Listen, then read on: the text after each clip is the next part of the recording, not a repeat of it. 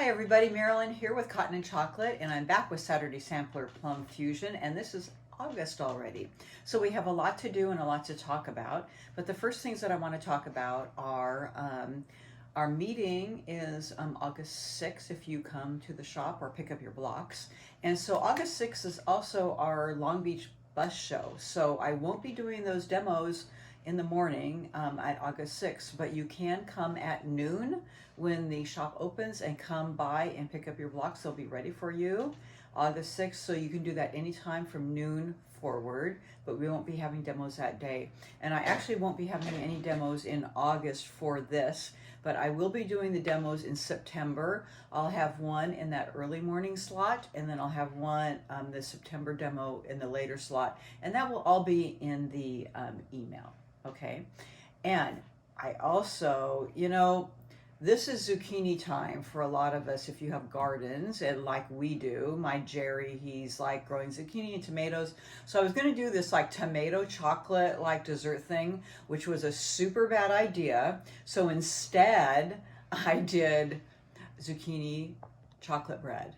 I know, it's a really good idea. So I have it here. I know, look how good it looks. It's delicious.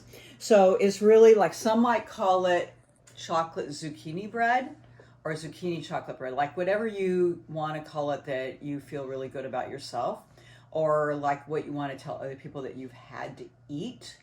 And it has like applesauce in it so that it doesn't have so much oil. So I added like some extra chocolate chips, to make up for that like oil, like applesauce ratio, and it does have zucchini in it.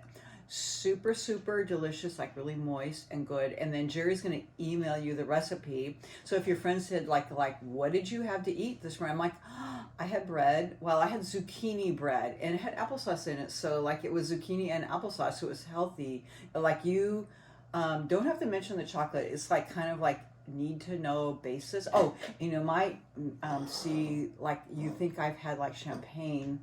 I know I have like my Diet Coke because I love Diet Coke with chocolate. I know you thought I was drinking champagne, didn't you? I know you did think that.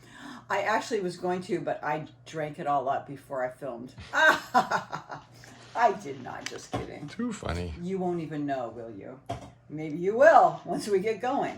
Okay, so we're doing block 10 today, but then we're doing two more after this. We're doing pages 19 and 20, so there's a lot to do. So get your zucchini, chocolate zucchini bread on, and whatever beverage you would like, and get going with me. I'm going to push this, I know, and look at how nicely I presented with extra chocolate chips, just in case you didn't get enough. So I'm going to set that aside. We're going to talk about the cutting. The block is right here. Isn't that pretty? Another little fussy cut rows in the middle. So nice. I love it. So page 10 again. And we have 1, 2, 3, 4, 5, 6 fabrics. So no changes in the cutting. So fabric 1 is right here. 1 5.5 inch square. Oh yeah, there is changes in the cutting. Don't listen to me. Maybe I did have champagne. Okay. 1 5.5 inch square and 4 2.5 inch squares for fabric 1. Fabric 2 is 4 3.25 inch squares, and then 2 3.25 inch squares cut on the diagonal to get 4 triangles. Fabric 3, 1 5.5 inch square for the flying geese, and 2 3.25 inch squares for the half square triangles.